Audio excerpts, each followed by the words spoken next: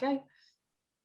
Perfect. So as I say, I'll keep letting everyone in from the waiting room as they join. But thank you so much, everyone, for joining us this evening. Appreciate it. It's a really sunny Tuesday. So yeah, thank you so much for your time. We're really delighted to be joined by Carolin, give us a wave, and Christian as well.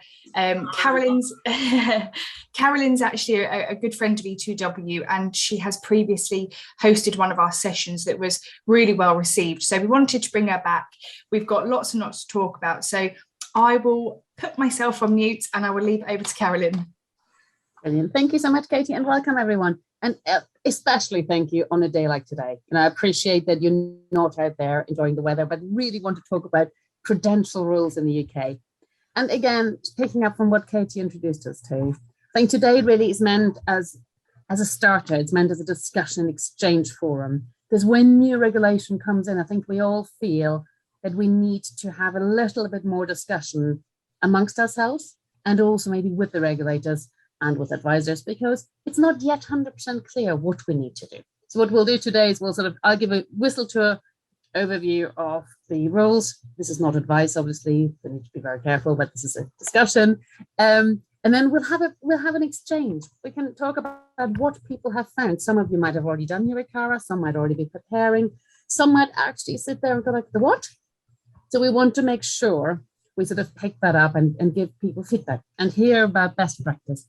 And then Christian and I want to share something we've been working on recently and where we think that the process could maybe be made better.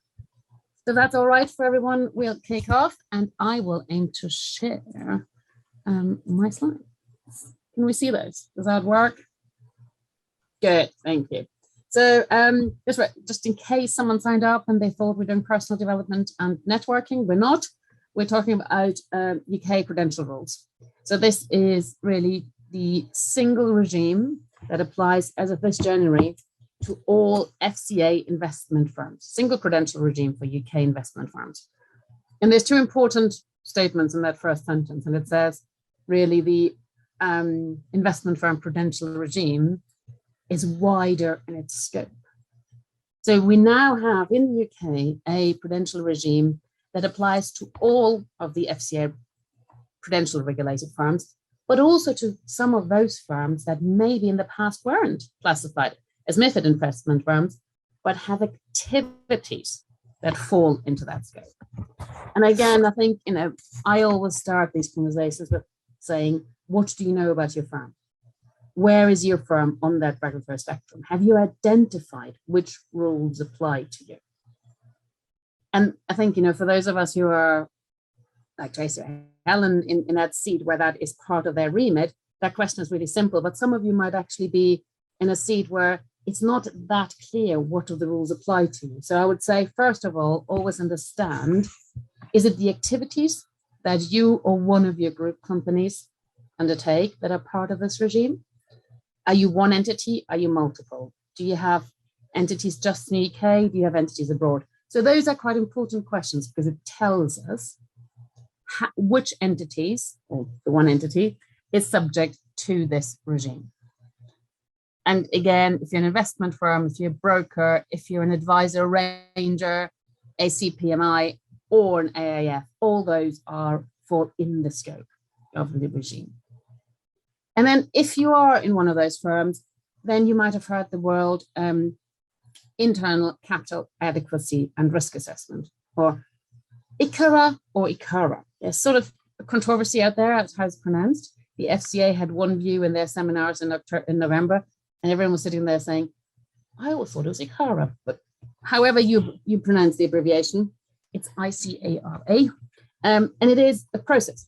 It's not just a document, but actually it's a process that you need to go through and document. And that's quite an important difference because we often think about the output. We often think about the document that we submit to the regulator. But actually, if anything, the FCA in their change of approach away from the ICAP to the ICARA have introduced the harms to concept. And so they're asking you to think about harms to the market, harms to the firm, and harms to the customer. And that's a really important concept. So in the past, firms were mainly concerned about having adequate capital. That was the ICAP mainly about. We're now moving away, and the FCA has consciously made that move to say, no, under the IFPR regime, we want you to think about your harm to the market, harm to the customer. So we're moving more towards a stakeholder understanding. We're moving more towards a broader, holistic understanding. And then that means, and that's a really important thing, is to say a process is something that happens all year round. It doesn't happen just once a year. Because if it's just a document, you could say, well, I'm just producing that once a year, bang, submit it, sign it, we're done. But the process needs to happen. So could I just quickly ask, does anyone currently actively involved in preparing their ICARA? Show of hands, get off the microphone, whatever. Tracy, I see you waving. Yeah, for my sins, I get involved in it. I don't know any of the other participants, whether you, yes, Helen, yes, I know you're on that journey.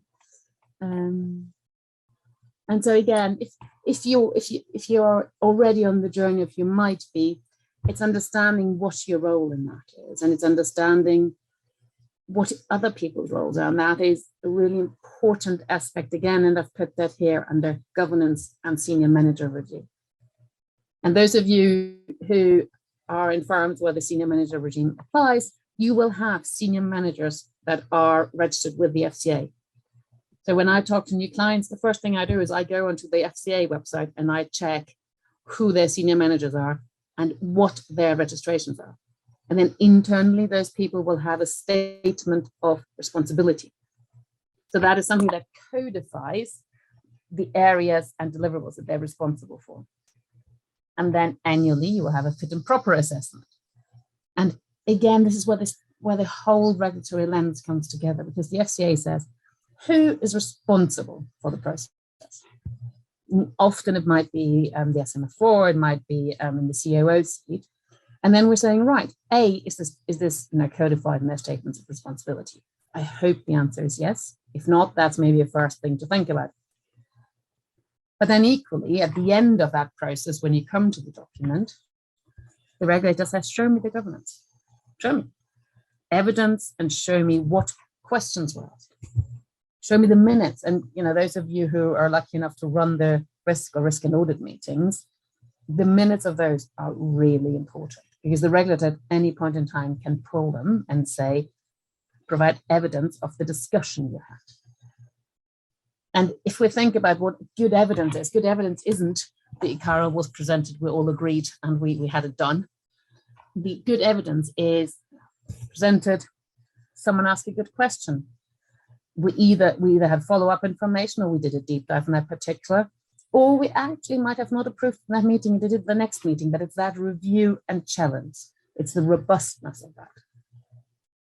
So it is that, I would argue, it has really become, it looks similar, so the ICARA maybe looks similar to the ICAP, but it really is a different in approach. It's a much broader scope, it's a much broader focus, and it has become much more focused on things like remuneration, diversity, and governance.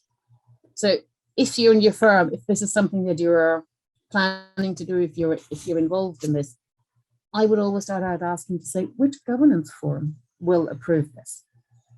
And, if that isn't yet clear, then that's a really good starting point, because that talks about accountability, and that talks about the organizational setup. Before I go on, are there any questions on that first bit? Any thoughts? And if anyone says, we have a completely different experience, I was just going to say, actually, Carolin, what I've found is quite useful in order to be able to evidence that governance part, the discussion, the challenge properly. What we've tended to do is do a sub-meeting of our audit and risk committee, so that actually you can spend the time focused on just, looking at, as it was before, the ICAP, and making sure that the minutes then reflect that. Whereas sometimes when it just gets slotted into the very long agenda of an audit and risk committee, it doesn't necessarily get the time that perhaps it deserves. So that's just a, in case that's useful for people. I think it's really good because, again, that talks about, we recognize that this needs a more in-depth review discussion. So we have delegated this, as a broader committee, we've delegated this to the CRO, the CFO, the CEO, whatever, the group. Yeah, I mean, we weren't even delegating it. We were just saying, look, let's take this into a separate ICAP meeting with the same audience, but spend the amount of time on it that it required, as opposed to just 5 minutes in the Audit and Risk Committee. And again, that is then a really good way of demonstrating how seriously you take that. It's a very good way of saying we recognize that this needs more time, and hence we're giving it that due respect, for the sake of a better word. Yeah, exactly. And thank you, Trace. And again, maybe, I don't know, Helen or Tracy or someone else has been in those meetings. Have you come across anyone really asking sort of difficult questions? Are there good, difficult questions that other people could ask?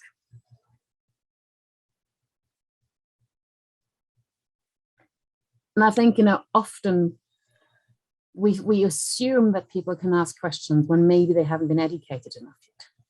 Yeah, so I think again, Carolin, I'm just going to pop in there just because I guess for my firm, tend to be the one that asks those questions, just because I always do that. So are you sure there isn't something else? Or what about this? What about that? I tend to be the why. The voice of reason. Well, do you know what? Just to make people come back and go, no, I think we have thought it all through. And that way you've got, and slightly different for all organisations, but our very top senior management are involved in the ICAP top risk process. So we have to be mindful of the fact that actually there's only so much challenge we can do, because we've already got that senior level engagement at that level. So, if you're in a different size organisation to ours, you might not have that engagement, which is why when it goes up to the board, they should be asking, the questions. It's a very good observation. I think, if we sort of take that widening of the approach and that widening of what the ICARA process is trying to capture to the bare basics, we've just said that the FCA has introduced that risk, the harm to, the risk to customer, risk to market, risk to firm concept. So again, I think those of you who own the risk taxonomy, you own the risk inventory, you would think that plays through directly in how you organize that. So you would maybe think about how your business activities are reflected in your risk register. And do you have a flag for the new snappily named RTC, RTM and RTF categories? Or have you actually got additional new risks?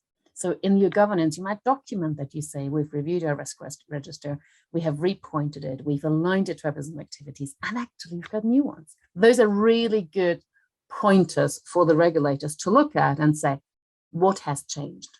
And I think when I went to an FCA presentation just pre-lockdown, when they said the worst thing is when we see an ICAP and year on year, nothing changes. Because at that point, we know that no one actually bothers to take this seriously.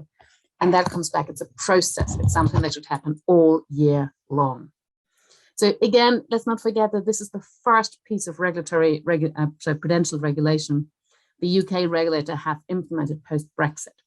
So in the macro and geopolitical landscape this sits in, this is a desire by the UK regulator to provide a singular prudential regime, but also to put their own stamp on it. They have publicly said that they don't believe that the Basel categories are necessarily going forward the right way of thinking about risks, because they don't link to activities enough. So it comes back to, how does your framework set up?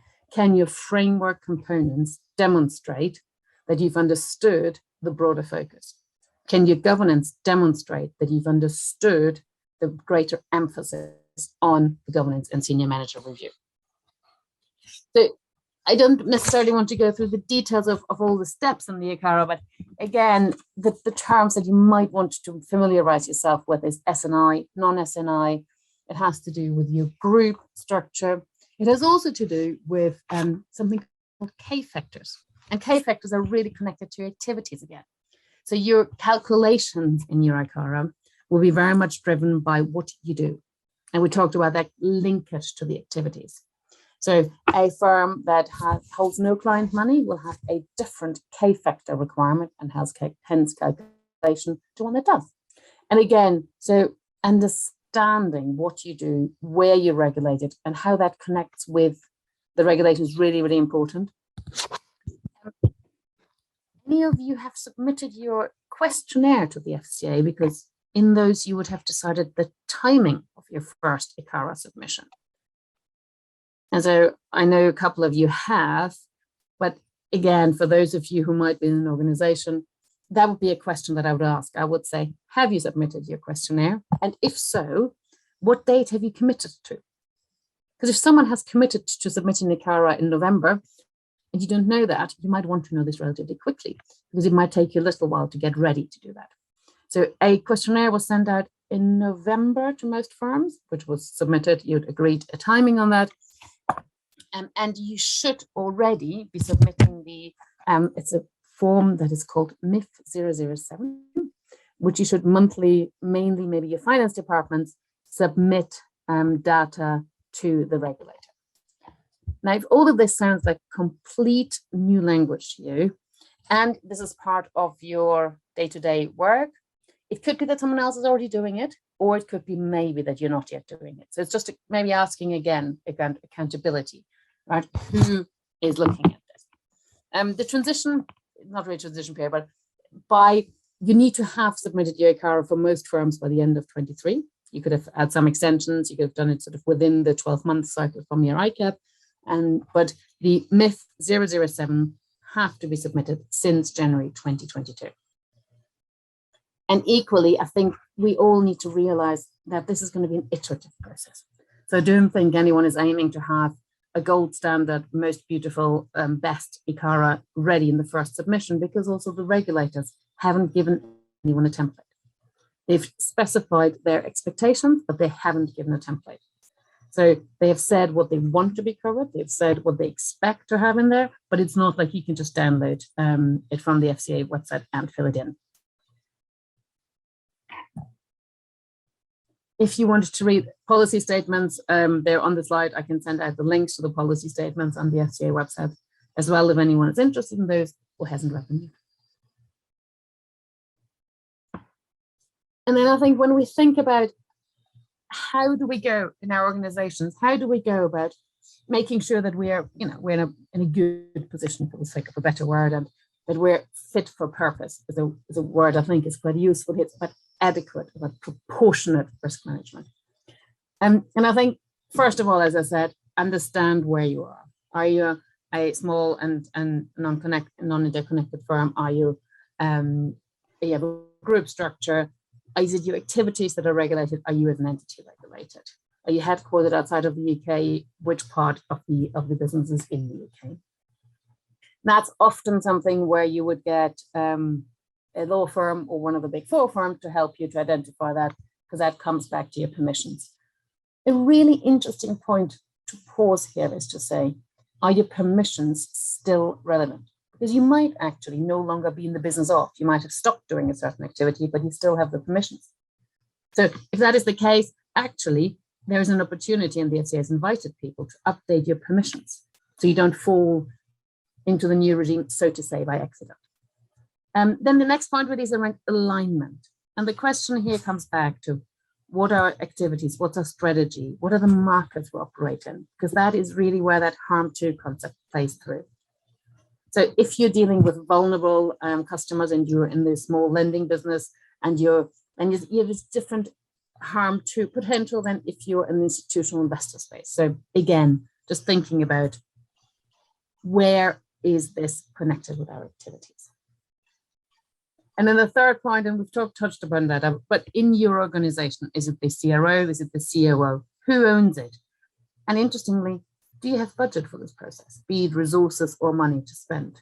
Because if you're trying to get everyone to do this on top of, then as we know, any change transformation program on top of a business as usual job requires extra energy and requires extra capacity. So again, just as a thought, who's responsible and have we got budget and resources for this? And then I suggest you do a gap analysis and you think about, what do we already do? Because whilst the ICAP is a change in approach, it actually allows you to recycle and to reuse an awful lot of your legacy old pillar calculations and disclosures. So really you should try and see what you have. What do you already produce in your investor due diligence, in your other materials? Do you already summarize a lot of your risk management framework? Have you got an ICAP already that you can repoint?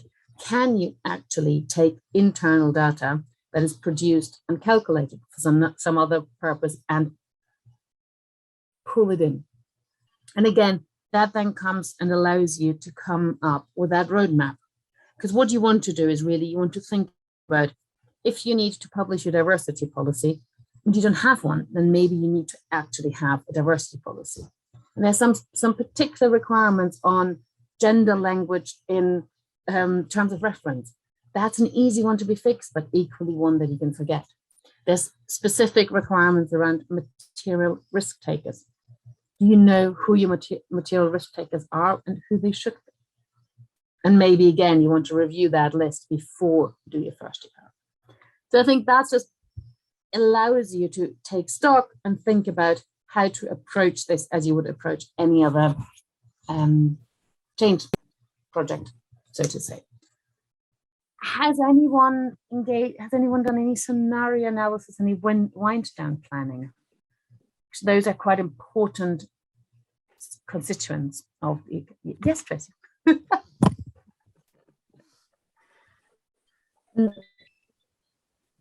And again, if we think about the history behind wind down planning, where the regulator really wants to see a credible and robust approach. They don't just want to see a, well, we'll send everyone home and we'll lock the door. They want to think about, how do you make sure that that doesn't cause a systemic crisis? How do you make sure this doesn't influence the market? Particularly some of the larger investment firms and hedge funds, what would happen if that liquidity wasn't available to the market? What would happen? And if we think back during some of the periods in lockdown,